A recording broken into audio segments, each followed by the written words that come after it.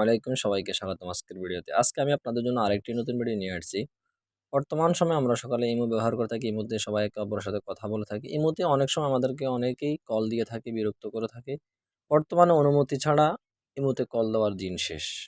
আপনি অনুমতি দিলে ইমোতে কল দিতে পারবে, আপনি অনুমতি না দিলে ইমোতে কল দিতে পারবে না। এমন একটা ইমো আপডেটে এমন একটা সিস্টেম চলে আসছে। সো ভিডিওটা শুরু করতে যাচ্ছি। ভিডিওটা শুরু করার পূর্বে আমার ছোট্ট একটা রিকোয়েস্ট, যারা আমার চ্যানেলটি সাবস্ক্রাইব করেন নাই অবশ্যই আমার চ্যানেলটি সাবস্ক্রাইব করে নেবেন এবং ভিডিওটা ভালো লাগলে অবশ্যই লাইক, কমেন্ট, শেয়ার করতে ভুলবেন না। বেশি বেশি করে শেয়ার করে অন্যদেরকে দেখার সুযোগ করে দিবেন। সো ভিডিওটা শুরু করতে যাচ্ছি। প্রথমে আমরা আমাদের ইমো অ্যাপ্লিকেশনের মধ্যে যাব। আমি আমার ইমোর মধ্যে যাচ্ছি।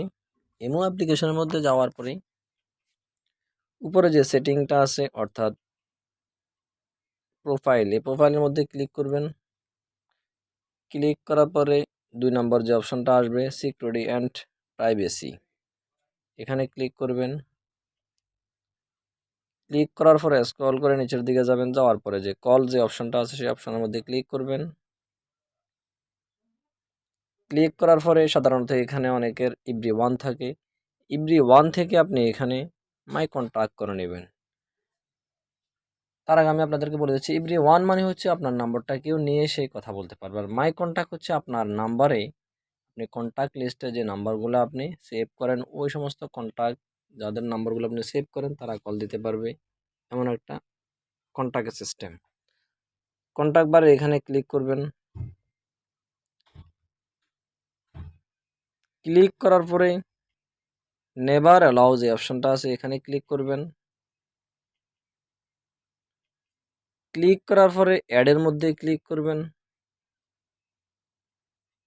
অ্যাডের মধ্যে ক্লিক করার পরেই আপনি যাকে পারমিশন দিচ্ছেন, আপনি এখান থেকে যাকে পারমিশন দিবেন তার নম্বরটা এভাবে টিকমার উঠিয়ে দিবেন। এভাবে টিকমার উঠিয়ে দিবেন। এভাবে টিকমার উঠাই দিবেন। টিকমার উঠে এখানে অ্যাড দিয়ে দিবেন যে 4 জন, আমি যারা টিকমার দিয়েছি এই 4 জন শুধুমাত্র আমাকে কল দিতে পারবে। বাকিরা আমাকে কেউ কল দিতে পারবে না, শুধু আমি কল দিতে পারবো। ওইখান থেকে কেউ আমাকে কল দিতে পারবে না।